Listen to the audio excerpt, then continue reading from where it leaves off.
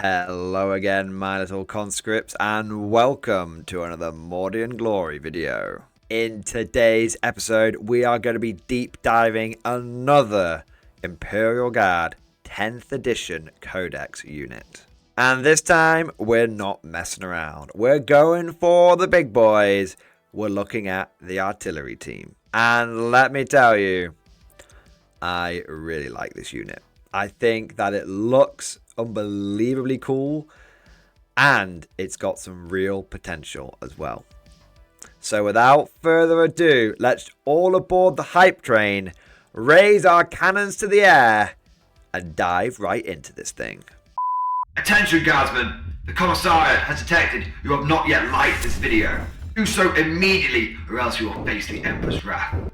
And anyone who has not yet subscribed to the channel will be transferred to the penal battalions.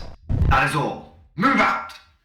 As is tradition, let us begin with a cheeky gander at the stat line. Firstly, we have a movement of 3 inches. That is quite slow, but it isn't really very unexpected. The thing with artillery in the guard is you kind of place it down and it stays there nearly the entire game. The only time it moves is in desperate situations or if something has gone terribly wrong.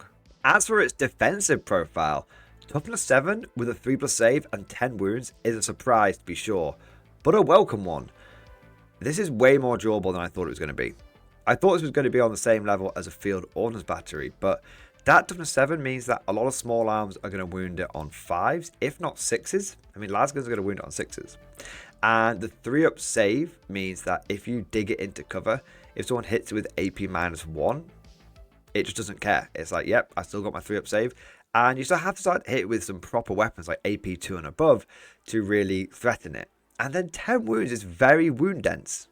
It's very wound dense. It means it can take a las cannon shot and come out the other side. And even if that las cannon does maximum wounds, it's still going to have 3 wounds left over. And the average amount of wounds on las cannon is like 4.5 to 5.5. So there's a good chance that it could take a couple of las cannon shots before it goes down. And don't forget, if you're dug into cover, you're going to have a 5+ save against those las cannon shots. And if someone is shooting a las cannon at your artillery team, then that's a las cannon that is not going into your tanks. So the likelihood is that it's not going to get shot by las cannons. The likelihood is that the las cannons are going to be going after the tanks, and this thing is going to be getting targeted by anti-infantry, which it is eminently durable against. The big thing about the stat line is it opens up a whole world of opportunities of direct fire. So you're not going to get screwed over by the indirect fire nerf. If you're a new player, don't worry, we'll be covering that in more detail when we get to the weapons. But being able to have the chance of direct firing this thing opens up a lot of bonuses to its accuracy and as a result its damage output. So this defensive profile not only protect but also attack. Leadership 7 is extremely standard issue in the guard. Pretty much everything is leadership 7 unless you're a commissar, and then it's leadership 6. Objective control of 3 is decent. It means that a couple of these parts on objective will have enough objective control to generally see off some smaller elite units, things that tend to deep strike in with like 5 OC combined. It's alright, it's not much to write home about, but it's definitely not something to completely write off either. In summary, I don't really see any downsides to the stat line. It looks all gravy, baby. But let's get to the damage output. Let's get to its offensive options, the unit composition, and the war gear options. As standard, each artillery team comes equipped with 1 heavy mortar, 1 lasgun, not 1 lasgun per crew member, 1 lasgun they have to share, and crew close combat weapons. It is important to note that if you are direct firing this weapon, so it's got line of sight, you can fire that lasgun as well. It's not going to do a lot, but it is yours and you do get to fire it. You can swap out the heavy mortar for either a siege cannon, a heavy quad launcher, or a multiple rocket launcher. Let's get into the nitty gritty of those weapons and let's work out which one I think is the best and which one I think is my favorite. Let's begin with the one it comes with, the heavy mortar. This has blast, heavy, and indirect fire as its special rules. Blast means that for every 5 models in the enemy unit, you get 1 additional shot. So for example, if you're shooting at a 5-man squad of Space Marines, you would get +1 shot. If you are firing at a big 20-man blob of enemy guardsmen or Tyranid Hormagaunts or something like that, you would get an additional 4 shots. So the bigger the unit, the more shots you are going to get, the more bonus shots you're going to get. Heavy means that if this weapon stays still, it gets +1 to hit. It's important to note that heavy and the take aim order do stack, because heavy gives you +1 to hit and take aim gives you +1 to your ballistic skill. As these are two different stats, one is essentially affecting your dice roll, the other is essentially affecting your stat line here, they are able to stack. So if this weapon is firing direct fire, not indirect, but firing just normally against units it can see, and you have given it heavy and take aim, it will go from hitting on a 5+ to hitting on a 3+. This applies to all of the weapons it can take: the mortar, the quad launcher, the rocket launcher, and the siege cannon. So now you understand why I said it was such a big deal that this thing could do direct fire if it wanted to, because it massively boosts its accuracy. But what about indirect fire? What does that do? Well, it means that you can actually shoot at targets that you can't see. So let's say you have your artillery team, and either it's hiding behind a bit of terrain or your opponent has got a bunch of infantry that are tucked into a ruin that you just can't see. You can still shoot them. The problem with indirect fire is that it's wildly inaccurate. Firstly, you can never hit better than a 4+. A 1, 2, or 3 always fails. So even if you were hitting on a 2+ via various buffs, just hypothetically speaking for a moment, it wouldn't matter. You always only hit on a 4+. The other thing is that you also suffer a -1 to your hit roll. So you can only hit on a 4+ and then you're -1. And the enemy gets the benefit of cover as well. So you can see there's like 3 nerfs to firing indirectly. Even with those nerfs, it's still an unbelievably good ability. Being able to shoot what you can't see opens up all sorts of tactical opportunities. What if your opponent has a nasty close combat unit that is hiding in a ruin and you don't want to get too close to it because it's going to jump out and chop you up? That's okay, call in the indirect fire. If your opponent has a small 5-man unit holding a backfield objective, that's okay, call in the indirect fire, pick up that 5-man unit and maybe force your opponent to send something back to now hold his home objective, or it opens opportunities for you in future turns to deep strike onto it and take that objective away from him. So despite the fact that indirect fire gets heavily nerfed, it does open up lots and lots of strategies. Now with your artillery team, if we go back to the whole heavy and take aim thing, how does that interact with indirect fire? It means that if you stay still with your artillery team and you tell it to indirect fire, naturally it's going to hit on a 5 because it's going to have ballistic skill 5+. It's going to have +1 to hit for firing heavy, but -1 to hit for indirect fire. So it balances out. If you then fire it indirect, but you've not only got heavy applying to it, but also got take aim applying to it, it means that it hits on a 4 because the indirect fire is -1 to hit, the heavy is +1 to hit, so that's a 5, but then take aim kicks in and gives you +1 to your ballistic skill, so that means you're hitting on a 4+. Long story short, whether you're firing this indirectly or firing it directly, you pretty much always want to try and have the take aim order on it, because it's going to make it much, much more reliable than trying to hit things on a 5+ with its basic stat line. Now, I appreciate we've kind of gone off from the heavy mortar there and we've talked about indirect fire in general, but I think it is really important to talk about that, especially considering there's going to be a lot of new people getting into the Guard, picking up these artillery teams and trying to get to grips for the first time. So let's get back on topic and let's talk about the individual weapons and which one I think are good and which ones I think are bad. The heavy mortar, I think, is a good weapon. It's a jack of all trades, master of none. You have got the blast, the heavy, the indirect fire, and you've also got a 48-inch range, which means that most of the time you're going to be able to hit anything on the board. The big thing with the heavy mortar, though, is its reliability. D6 plus 3 shots means that even if you roll a 1 on the D6, you're still getting 4 shots. And remember, that does stack with blast. So if you're shooting at a 5-man squad of Space Marines, that would be D6 plus 3 plus 1 because of blast. If you're shooting at a big unit of Horde bugs or orcs, that's going to be D6 plus 3, unless there's 20 of them in the unit, plus 4. So you're starting to get like a minimum of like 8 shots out of this thing, and probably a lot more than that when you're shooting against those big hordes. And even against Marines, just having that extra shot is really nice. So I really like the Heavy Mortar because of its reliability. Its strength is decent as well. Strength 8 means that it is going to wound the majority of vehicles on a 5+. That's not too bad. You fire this thing off, you'll probably get a couple of wounds against vehicles just through volume of fire. And it's AP -1 and it's damage 2. Now the AP -1 is a bit of a pisser because if you're firing it indirect, it means that it's AP -1, but the enemy's going to get the benefit of cover, so it's not going to really have an AP value. The way you get round that AP -1 is with things like Hellhounds, which can strip cover off enemy units, and you've also got the fact that in a siege attachment, where I think these things naturally feel at home, you're going to have access to incendiary shells, which also strip cover off enemy units. So if you're taking the Heavy Mortar, the number of shots is good, the range is good, the abilities are good, the damage is decent, damage 2, nothing wrong with that. The only thing you're going to need to strategize around is how do I make that AP -1 work? We've then got the Heavy Quad Launcher.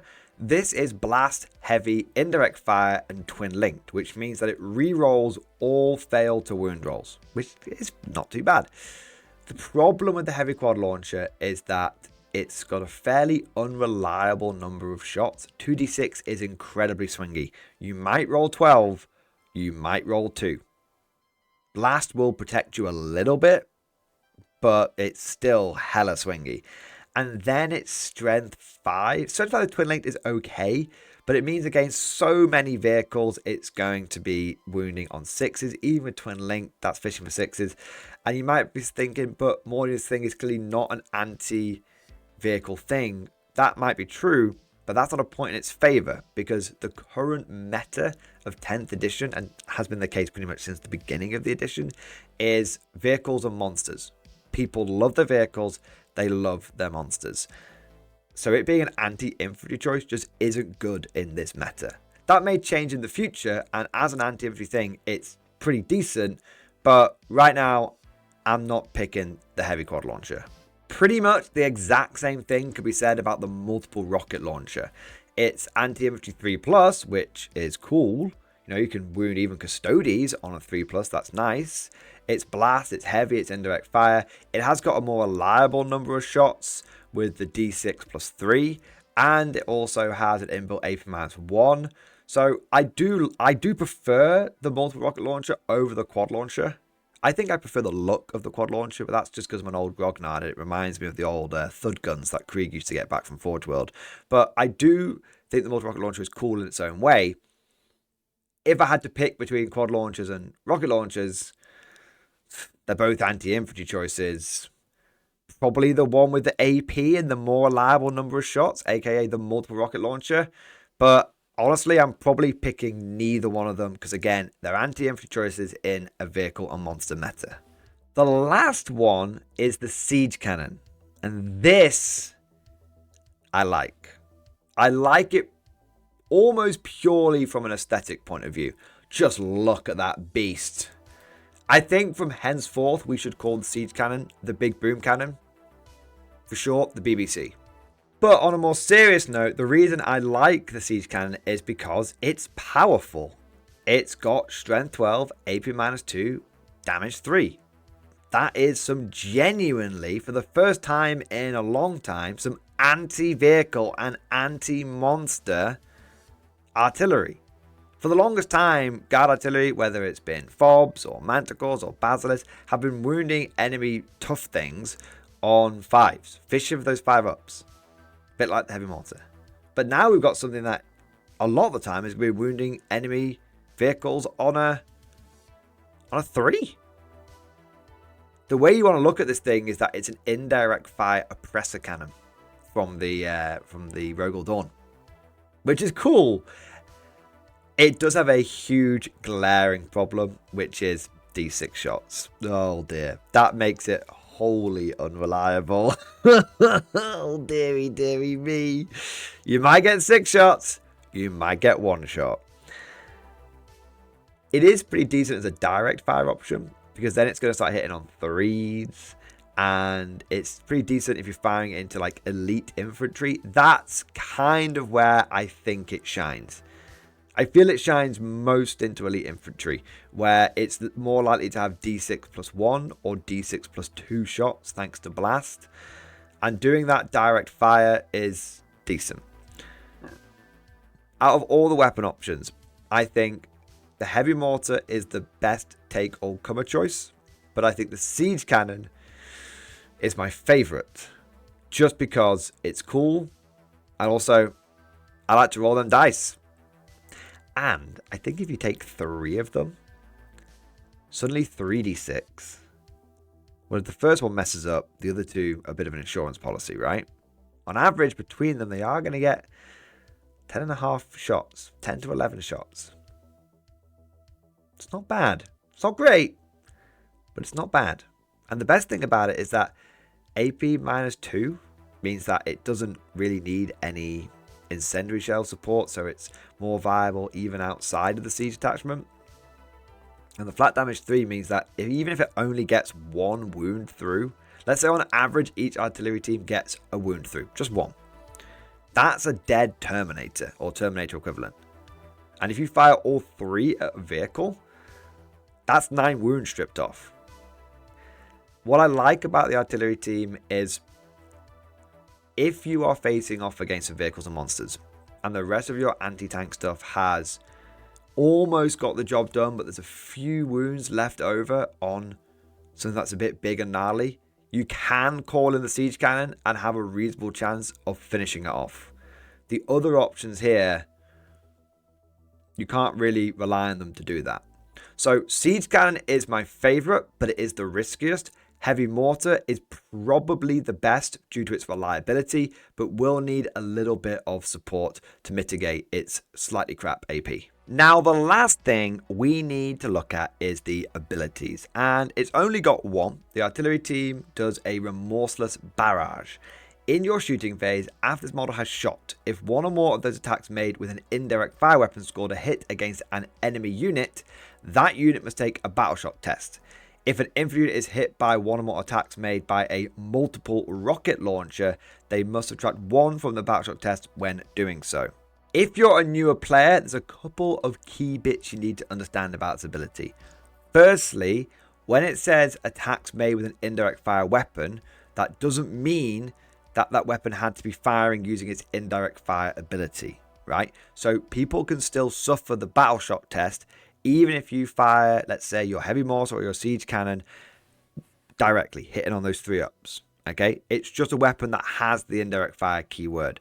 The reason that this is specified in the text is it's to say you can't shoot your las gun at someone and they suffer a remorseless barrage. That's all it's there to cover. So you need to hit someone with the main gun, whether it's direct fire or indirect fire, and they will get to suffer the battle shock test. The other thing to be aware of is that just because you battle shock someone in your turn doesn't mean they're going to be battle shocked in their turn. Think about it. In your shooting phase, you can make someone do a battle shock test, but if they're not below half strength once the dust has settled, when it comes over to their command phase, at the beginning of their command phase, they will check to see if they are below half strength. If they're not, then that unit isn't battle shocked anymore. So this battle shock test from the remorseless barrage doesn't mean your opponent's battle shocked in their turn. If they fail it, and bear in mind they have to fail it, but if they fail it, it means they're only battle shocked essentially in your remaining shooting and your subsequent charge and fight phase. Now you might think that sounds way less useful than battle shocking someone in their turn. And you're right. You are right. This ability isn't as powerful as it could be. I mean, it would be awesome if you battle shock tested them, they failed it, and then for their turn, they couldn't hold that primary objective, but that's just not how it works. The reason that this ability exists is to basically mess with people's abilities to do stratagems. So if you hit someone with the artillery team and then they fail their battle shock test, they can't then put stratagems on that unit. That might stop them from doing something like Overwatch, or stop them from doing something like Armor of Contempt. It also might play into the points that you can score for your secondaries. Let's say you've managed to get a couple of models onto an objective in the middle of the board, and you've got an objective like Extend Battle Lines, where you need to control one objective in the middle and your home one. Well, that unit that's on the objective in the middle of the board might not control it. There may be more enemy OC on that unit, on that objective. So what you would do is go, okay, well, I'm going to Remorseless Barrage you as many, I'm going to Remorseless Barrage you, and then if you fail your Battleshock test, I will then get to achieve my secondary objective. I'm not going to lie, it's a bit of a niche case. It's a bit of a niche ability. I basically wouldn't worry too much about Remorseless Barrage. The one important thing to note is that you can multiple barrage people. So what I mean by that is you could hit someone with the first artillery team and make them take a Battleshock test. If they pass it, you could hit them with the second artillery team, and the Remorseless Barrage would kick in again. It doesn't say at the end of your shooting phase, it says in your shooting phase after this model is shot. And if they pass that Battleshock test, you can hit them with the third artillery team. And then if they pass all 3 Battleshock tests that it was meant to be. But the point is, there's a really key moment where you're like, okay, I really need this objective. That niche case has come up, or I really, really can't afford this unit to overwatch me. Then you can go, you know what?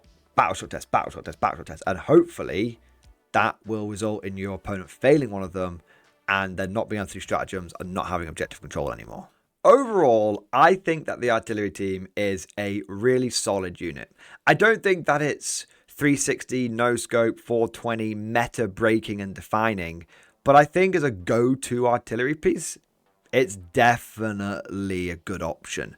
If you compare this to something like the Basilisk, which is a lot more expensive, or the Field Ordnance Battery, which just doesn't have the same power from those bombast guns, I think that the artillery team definitely fills a niche of being a relatively affordable artillery piece, which can have easy access to orders because it's got the regiment keyword, and that has a good amount of durability. For me personally, I'm definitely thinking of using these as my couple of artillery pieces I like to put in every single army to make sure I've got a little bit of indirect fire. But I also think that there's definitely something to be said about going mass towed artillery and having 3 of these and 3 of the Field Ordnance batteries with the bombast field guns. It's definitely going to be a fun look. It's definitely going to be a fluffy look. It's going to feel very World War I in space, but also it's going to provide your inevitable infantry wave, if you're going for that style, with some long range fire support. But of course, all of this is just like my opinion, man. Let me know what you think down in the comment section below. Are you a fan of the artillery team, or is there another artillery piece that you think is better than this? And out of all of the weapon options, which is your go-to? If you enjoyed today's video, don't forget to smash that like button and also subscribe to never miss an episode.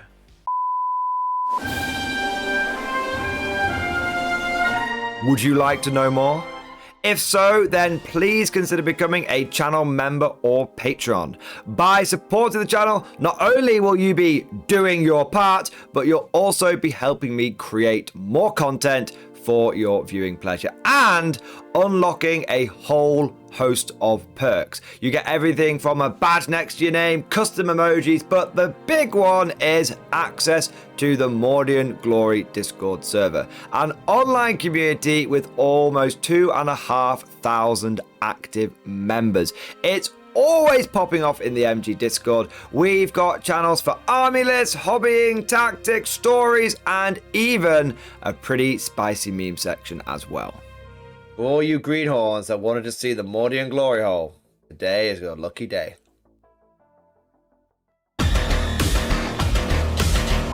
And joking aside, I do want to say a massive thank you to all of the current channel members and patrons. You guys are amazing. Truly the lifeblood of the channel. I could not do Mordian Glory full time without the incredible and generous support of my members. So thank you guys so much. And last but certainly not least, I want to say a personal thank you to all of my top tier Patreons.